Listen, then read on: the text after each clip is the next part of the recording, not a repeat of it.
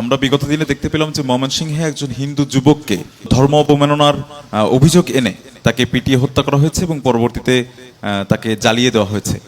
যারা বর্তমানে ইসলাম ধর্মের ধারক বাহক সেজে বিভিন্ন ওয়াজ মাহফিলে অন্য ধর্মের অবমাননা করে থাকেন, বিভিন্ন ধরনের উস্কানিমূলক বক্তব্য দেন, তাদের নিয়ে আপনার কি মতামত?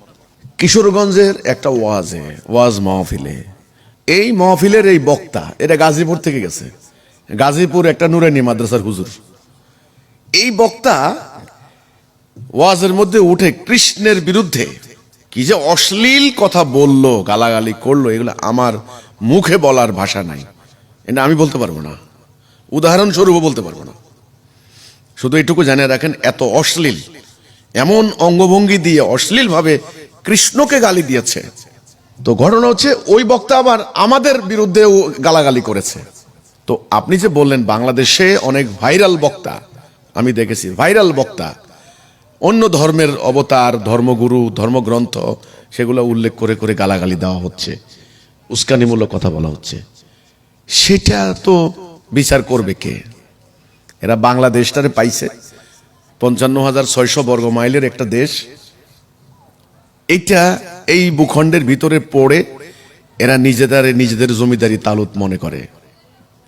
অন্যের অধিকার, অন্যের সম্মান, অন্যের মানবাধিকার, অন্যদের ধর্মীয় অনুভূতিতে থাকতে পারে, অন্যদের ধর্মীয় সেন্টিমেন্ট থাকতে পারে, এটা এদের জ্ঞানের মধ্যে নাই। এরা মাইক পেলেই, মঞ্চের মাইক পেলেই মানে ফাটাই ফেলে, সোজা কথা, আক্রমণ, হামলা, হুমকি ইত্যাদি।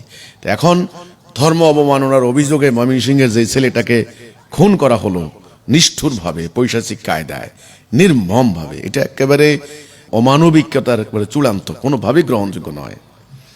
এখন আপনার প্রশ্ন হচ্ছে, যারা যে সমস্ত হুজুররা, যে সমস্ত ধর্মীয় বক্তারা মুসলমানদের মধ্যে অন্য ধর্মের গালাগালি করে, তাদের ব্যাপারে তাহলে এরা কি করেন? হ্যাঁ, এখানে আপনার ভারতে যাইয়া করতে বলেন, এখানে তো এরা মনে করে হিন্দুরা মাইনরিটি, হিন্দুরা হলো অল্প সংখ্যায় কম, কাজেই আমি যত ইচ্ছা আমি বলে যাব, আমারে কে ধরবে? এই বক্তারে এবার ভিসা দিয়ে ভারতে পাঠাই দেন না, দেখবেন কৃষ্ণের প্রশংসা করতে করতে পাগল হয়ে গেছে। এরা এরকম। এখানে এদের ব্যাপারে কি বলবে আমার আর কোনো কথা নেই। আমি মনে করি যারা অন্য ধর্মের মানুষকে অসম্মান করে, অশ্রদ্ধা করে, অপমান করে, গালাগালি করে, তারা নিজ ধর্ম সম্পর্কে অজ্ঞ। রাসূলুল্লাহর নিজের নির্দেশ ছিল যে অন্যদের দেবদেবীকে তোমরা গালাগালি করো না, তাহলে তোমার আল্লাহকে তারা গালি দিবে। কি সুন্দর কথা! আল্লাহ স্বয়ং অশ্লীল বাক্য ব্যবহারকারীর বিরুদ্ধে কঠোর কথা বলেছেন। আল্লাহ পিছনে নিন্দাকারী, অশ্লীল বাক্য প্রয়োগকারী, কথা টুইস্টকারী, হ্যাঁ, সত্যের সঙ্গে মিথ্যা মিশ্রণকারী, এর বিরুদ্ধে আল্লাহ অভিসম্পাত করেছেন। সেগুলো করে যাচ্ছে এরা। তো এরা সাম্প্রদায়িক অপশক্তি, সোজা কথা। এখন এরা এই বাংলাদেশে করে, মনে করে এদের ধরার কেউ নেই, এদের বলার কেউ নেই। এরা বলেও যে আমাদেরকে ধরার কেউ নেই।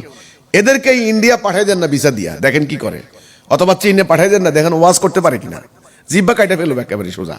এটা ওরা বলে ওই যে আমেরিকাতে যাক, দেখবেন হেট স্পিচ বলে, যদি ধরাইতে পারে কোন রকম হেট স্পিচ, তাহলে খবর আছে কিন্তু, যে আপনার বক্তব্যের মধ্যে, আপনার বয়ানের মধ্যে যদি ঘৃণা, শত্রুতা, বিদ্বেষ ছড়ায়, এটাকে হেট স্পিচ হিসেবে ধরা হয়, একেবারে সঙ্গে সঙ্গে অ্যারেস্ট।